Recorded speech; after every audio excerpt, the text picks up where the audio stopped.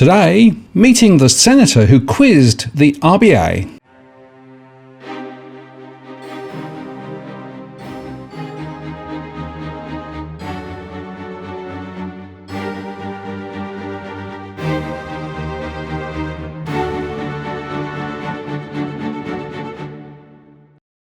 Hello again, it's Martin North from Digital Finance Analytics. Welcome to this post covering finance and property news with a distinctively Australian flavour. Next Tuesday at 8 p.m. Sydney time on our live show, I'll be joined by Senator Gerard Rennick. Now, the Senator was involved in a very interesting interplay with the Deputy Governor at the Reserve Bank in Senate estimates recently. And I wanted to play that conversation once again because it really does underscore some of the themes that we're going to explore in more detail next Tuesday. Yeah, hi guys, how are you going? My first question is in regards to our gold that sits in London vaults. Yep. I asked you some questions I noticed about that last time. You said you've done 2 audits of our gold. I'm assuming that's in our history in the last 20 years. And both times you counted 7% of the stock and 9% of the stock. Has the RBA ever actually cited all of our 80 tonnes of gold at any one time when we purchased it or since we purchased it? Well, when it was here we did, but since it's been in London, then I'm pretty sure, and I will correct my answer if I have got this wrong, then I think the answer is no. We did sample audits, fairly standard auditing practice when we did those 2 audits that you just referred to. So they were both sample audits. When did it leave Australia? I'll have to get back to you on that. This is before my time. I can't answer that question directly. Why do you have to give 6 months' notice to do an audit of our gold? I will have to answer. I'll have to come back to you on that question. Because if we've got the serial numbers, I mean, you won't give them to me, but if you've got the serial numbers, you should just be able to rock up and go, here's our numbers, can you go and get them from the vaults? You know, it might take a couple of hours, but it can't be that hard. I mean, gold's a relative. It could take more than a couple of hours for 80 tonnes. No, but, you know, you shouldn't need 6 months either. I mean, it's either there or it isn't. So sure. I'm just concerned, you know, about where it is. I just find, because it's worth $6 billion, and I just find it quite strange that we have it in another country and we do an audit every 6 years. I think that's pretty standard auditing practice. You would find Senator to do sample audits rather than... Well, actually, audits occur every year. The stock take might take every... No, I take that point, but given the fungible nature of gold, I would have thought we'd count 100% of it, not bits of it, because it's very easy, you know, to melt it down, you know, whatever. So, and then I note that you won't release the audit reports to the public, and apparently there's an exemption under freedom of information because it's got to do with foreign affairs. Do you think that's really fair that the RBA won't release audit reports of our gold stock, given that it's worth $6 billion? I will come back to you on that one, Senator, as to why we didn't release them. Yeah, sure. Okay. I mean, you gave me the reason. It said because it related to international relations and it contained material obtained in confidence. So I don't know what there is in confidence that you'd need about gold to, you know, why you just couldn't say, well, here it is, we counted it, tick. I mean, anyway, so if you get that back on notice, that'd be great. I also put a question on notice about whether you knew what the Plunge Protection Team was, which was the Working Group on Financial Markets, which is an organisation between the Federal Reserve and the Treasury groups in the States. It's probably fair to say that like the Europeans and like the Japanese and like the Chinese and all major economies, governments do intervene in the workings of the market, along with the International Bank of Settlements. Do you think the fact that government interferes so much with markets makes a mockery of the ideology that we really live in a free market economy? I think, in my personal view, I think there is some degree of government intervention in markets which is required. Yeah, I totally agree with you. Yeah. So I'm not...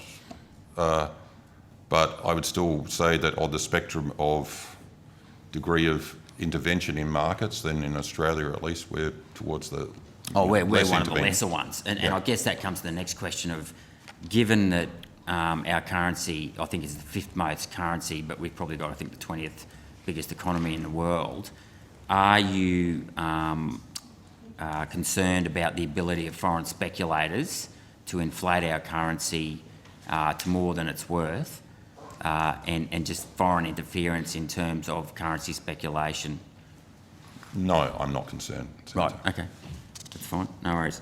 I also asked if you could give us a definition of capital, and the RBA replied, capital refers to productive assets, which combined with labour can be used to produce output. I would have thought Finance 101 said capital was defined as debt and equity.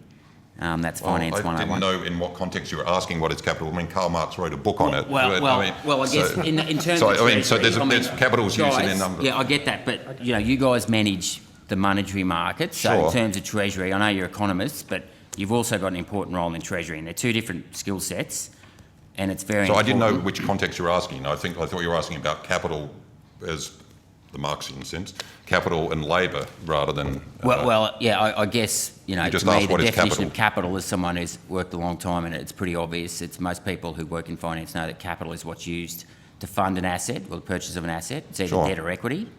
That is certainly a definition.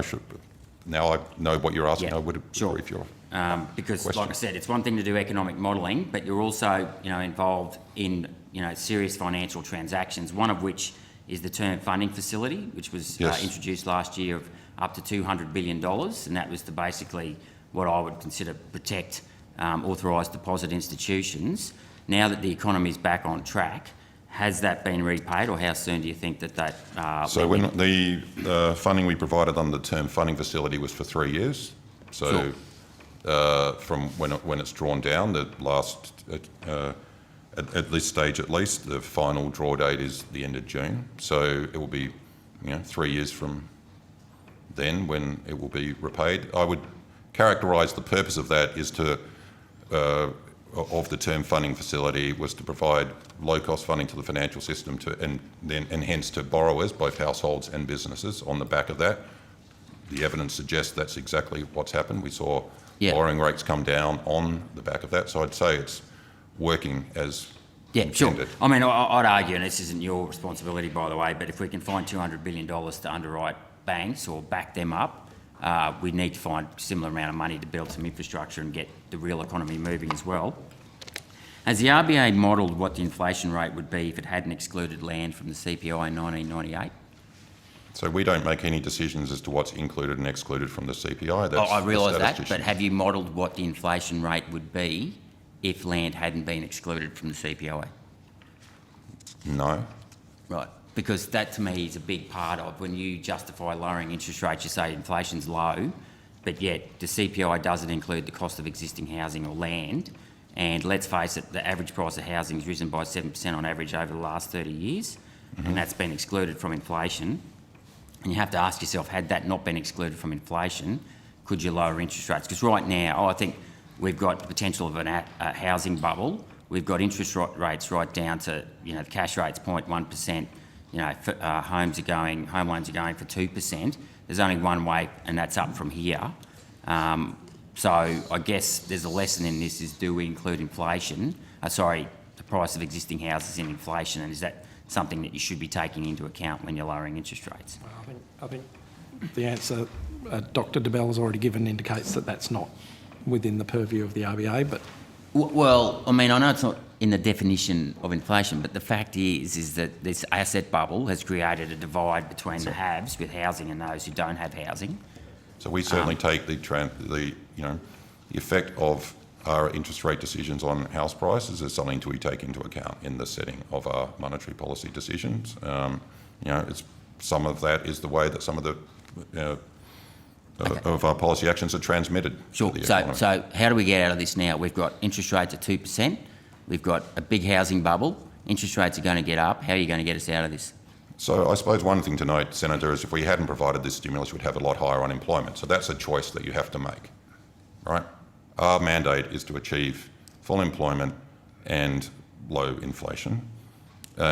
And so if we had higher interest rates, if we did not have as much monetary policy stimulus as we had as we've put in place, we'd be facing considerably higher unemployment than we have at the moment. Well, I'd argue JobKeeper's done a lot to keep people employed. I mean, regardless of that, interest rates are going to go one way. Well, it's a serious... it's a serious problem. I'm not denying it's one, but this is estimates. I need to get confidence that these guys are going to be able to get us out of it without crashing the housing market and the economy. Asking the officials questions. It's not about debating for them. I'm just... and well, you've had a pretty good go.